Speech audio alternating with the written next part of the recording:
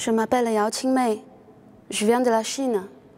J'ai passé mon DNAP à l'INSA de Limoges et j'ai fait ensuite 2 ans à la Villarson de Nice pour le cursus supérieur. Avant de venir en France, je fais des études de marketing en Chine. Une formation pragmatique qui contribue davantage à la glorification de la consommation capitaliste que celle du communisme. Je viens d'une génération née après la réforme économique, au début des années 80. Sans connaître l'économie planifiée, je suis née dans le rejet du passé et l'enchantement du marché libre.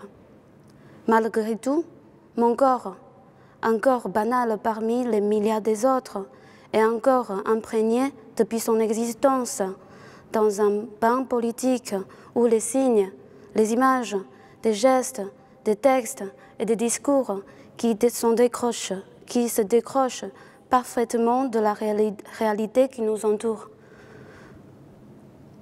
Cette situation est à la fois ambiguë et frustrante. Pourquoi suis-je condamnée à être idéaliste pour confronter un tel réel crucial? Le corps est dans un mouvement perpétuel d'opposition, d'assimilation, d'exaltation et de dépression. Une phase cyclotimique. Heureusement que je suis entrée dans le Beaux-Arts pour me sortir de cet état sadomasochisme idéologique. Je peux désormais prendre tout ça d'une manière plus légère et distante, à travers des gestes de déplacement et de détournement avec un humour triste. Sceptique, critique et burlesque, c'est ce qu'on peut trouver dans mon travail. Okay. J'ai une approche de l'art qui est politique et sociale. Mes préoccupations tournent autour de la mise en forme d'un questionnement politique au travers des performances au moyen de la vidéo, la photographie et lecture. Je m'investis actuellement dans une forme spectaculaire de la performance. J'intègre des éléments venant du cinéma, du théâtre et la danse contemporaine. Les actions sur scène sont mixage de la réalité et la fiction. Je me glisse dans la peau des personnages idéalistes, obstinés, parodiques, mais tristement sérieux. D'ailleurs, en tant que performeuse, mon corps possède une qualité assez rigide pour réussir les ratages et la maladresse quand il le faut. J'ai découvert Raoul Haussmann, l'esprit dadaïste, quand j'étais dans la région Limousin. C'est là que j'ai aussi connu la poésie action. J'ai commencé par faire des interventions qui dérangent ou revisitent un peu le lieu.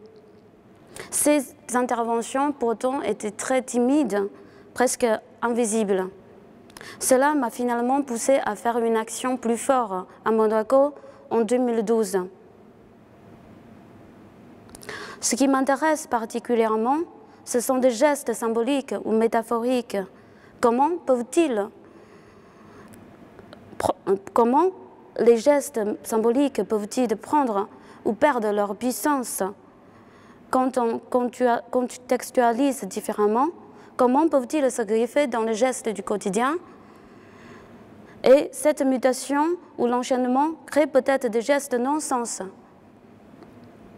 Concernant la recherche dans la vidéo-performance, je me questionne beaucoup sur l'ambiguïté de cette forme vidéo. La performance, qui est intéressante pour sa temporalité, malheureusement, exige la présence d'artistes. Du coup, je peux travailler quand même pour la forme vidéo de la performance, parce que je considère que la forme de vidéo est aussi importante que la performance sur scène, sur place.